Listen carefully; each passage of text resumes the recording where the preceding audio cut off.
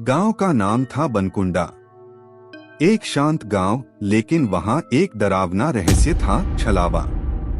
लोग कहते थे कि गांव के बाहर जंगल की ओर जो रास्ता जाता है, वहां रात के वक्त एक अदृश्य ताकत लोगों को बहकाती है। बहुत लोग वहां गए और वापस नहीं लौटे। मेरा नाम सुमित है। मैं शहर से छुट्टियों में अपने दादा दादी से मिलने आया था। एक रात गांव के अलाव पर बैठे सभी लोग छलावे की बातें कर रहे थे। मुझे लगा ये सिर्फ अंधविश्वास है। मैंने ठान लिया कि मैं उस रास्ते पर जाकर सच्चाई जानूंगा। रात का सफर। अगली रात 10 बजे मोबाइल की टॉर्च लेकर मैं अकेला जंगल की तरफ निकल पड़ा। कुछ दूर जाने पर एक औरत दिखी, सफेद साड़ी में, बाल खुले हुए। वो मेरी तरफ पीठ करके खड़ी थी। मैंने पूछा, मां जी, आप यहाँ इस समय? वो मुड़ी, मुस्कुराई और बोली, वापस जाओ। और अचानक गायब हो गई। मैं घबरा गया, लेकिन आगे बढ़ा। तभी मुझे अपनी छोटी बहन पायल की आवाज सुनाई दी, भैया, मुझे डर लग रहा है, मुझे ले चलो।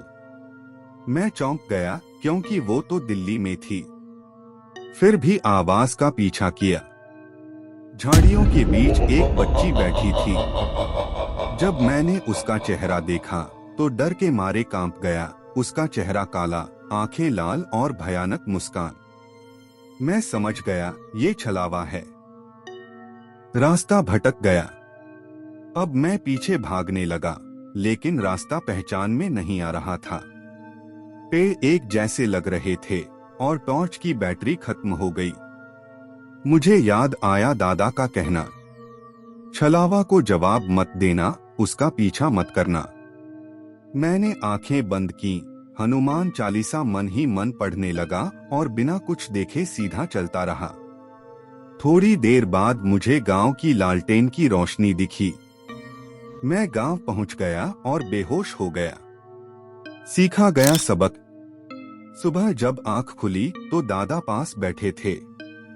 उन्होंने कहा, अब समझ आया ना, हर चीज का मजाक नहीं उड़ाना चाहिए।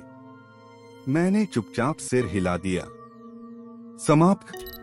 छलावा कोई भूत नहीं, बल्कि इंसान के अंदर का डर होता है। लेकिन अगर उस डर को सच मान लो तो वो आपको निगल सकता है। अगर आपको कहानी अच्छी लगी हो तो लाइक और सब्सक्राइब जरूर कीजिएगा, ताकि हम आपके लिए ऐसी कहानी लाते रहे।